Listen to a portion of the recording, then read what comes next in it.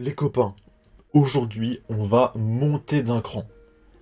Vous le savez, la routine quotidienne, c'est d'utiliser un petit couteau et de faire un carnage avec. Mais c'est un petit peu démodé et il y a trop de gens qui survivent au couteau et du coup il faut se renouveler.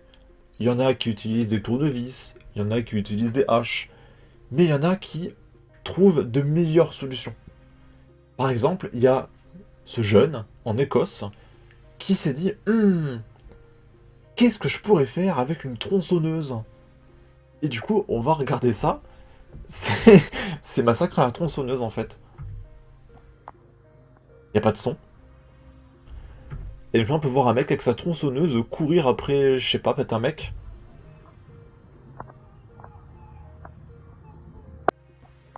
Et je suppose que... Ah, à mon avis, il court après ce mec là.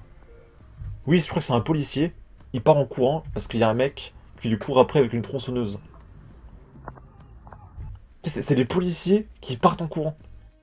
Et on peut voir que le mec, même de loin, hein, tu vois que le mec il est en jogging, basket, petite barbe et tout. Probablement taïwanais, d'accord, qui va prier Bouddha et essayer d'atteindre le nirvana, d'accord, pour se réincarner en flamant rose. Finalement, avoir une police armée, ça a du bon. Non, mais surtout que là, le policier part en courant. Mais normalement, ça, c'est une situation où t'as le droit d'utiliser ton arme, je pense. Je pense que dans... Il n'y a aucune situation où le mec a une tronçonneuse, tu tires, et le juge dit, mais non, fallait le neutraliser, fallait lui faire une clé de bras. Non, non. Là, je pense que légitime défense, le coup de 12, ça passe largement même dans le pays d'Europe le plus gauchiste du monde, hein, d'accord. Mais bon, il est parti en courant. Il a trop peur d'aller en prison, le policier.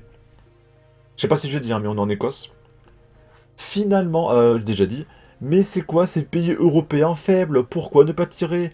On devrait tirer dans ce genre de cas. Résultat, quand la gauche désarme la police, on a laissé rentrer ces loups dans la bergerie, bergerie qui était à l'époque une immense cage à lions.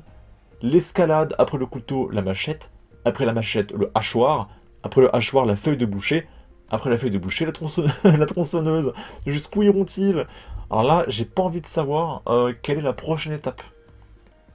C'est quoi après la tronçonneuse? C'est quoi le mec qui va prendre un tank, un lance-roquette, des armes, en fait des armes directement, il va tirer dans le tas à la GTA, hein. Ok. Pendant ce temps, il y a la famille du tueur de Matisse qui bénéficie d'une protection policière. Parce que vous comprenez, les pauvres ils sont stigmatisés par les médias. Parce qu'ils sont supposés. Je suis désolé, mais ils sont supposés. Ils sont coupables à un moment donné. Mais il faut quand même les protéger, on sait jamais, d'accord. Et du coup, Isabelle Surplis, qui est menacée de mort par des islamistes depuis des mois et des mois, peut-être même des années, elle pète un câble. Parce qu'elle demande une protection policière, et on lui dit plus ou moins d'aller se faire voir. Et du coup, elle dit bonsoir Gérald Darmanin. Ma journée s'achève et ce soir, j'apprends avec sidération que la famille de l'Afghan de Châteauroux est sécurisée par l'État. Moi, ce soir, avant de me coucher, mes enfants m'ont demandé si je craignais quelque chose. Et j'ai dit non. Mais ce soir, le dégoût m'envahit, car j'ai l'impression de leur avoir menti. Ce soir, je ne sais pas bien de quel côté est mon pays, et je me couche avec un sentiment de trahison et une envie de vomir. Demain, vais-je me réveiller dans un État qui protège les familles des criminels et délaisse celles de ses propres représentants de la République. Parce que je crois que j'ai oublié de le dire, mais du coup, Isabelle Surplis, c'est une conseillère municipale qui lutte contre les islamistes radicaux. Ok. Sur les réseaux sociaux, des données personnelles du suspect et de ses parents sont partagées, a constaté l'AFP. Compte tenu de pression et de la présence de très jeunes enfants au sein de cette famille, le préfet de l'Indre a assuré que des moyens ont été mis en œuvre pour les sécuriser dès jeudi soir. Ok. Du coup, Isabelle Surplis, vu qu'elle est française, vas-y, c'est pas grave. De toute façon, les Français font plus de bébés. Donc ils vont disparaître. Donc à quoi bon les protéger? En quelque sorte. Ok. Ici, on est à Sévran. Petit filtre anti-droit d'auteur. Ah, non, ça c'est le filtre chaton. Il y a eu une fusillade et il y a eu 2 morts. Alors, je vous rassure, c'était pas des innocents. Les morts, c'était des dealers, ils sont tués entre eux. Ok. Oui, en fait, ce qui s'est passé, c'est que ces derniers mois, il y a eu des investigations judiciaires menées dans le cadre de ce que le ministère de l'Intérieur appelle les opérations Place-Net. Ce sont des opérations qui visent à déstabiliser les points de deal et les activités des trafiquants de stupéfiants dans ces villes-là. Et ces opérations récentes ces derniers mois ont notamment permis d'éradiquer un point de deal à Sevran, et cela a modifié en fait tout le contexte sur place, le contexte local, et créé des rivalités encore plus exacerbées entre les différentes bandes qui se partagent les points de deal à Sevran. Il y a donc eu, il y a 48 heures, un règlement de compte très probablement, nous dit-on, lié au trafic de stupéfiants. Il y avait, c'était peu avant minuit, un groupe de jeunes hommes qui se trouvaient sur le parking près d'un centre culturel, toujours à Sevran donc, dans le quartier des Baudottes, et une voiture s'est arrêtée et a fait feu sur eux à de très multiples reprises, faisant un jeune homme décédé et plusieurs blessés graves, 7 blessés, dont certains dans un état grave, qui ont été ensuite amenés à l'hôpital. Et donc, 48 heures plus tard, ce qui ressemble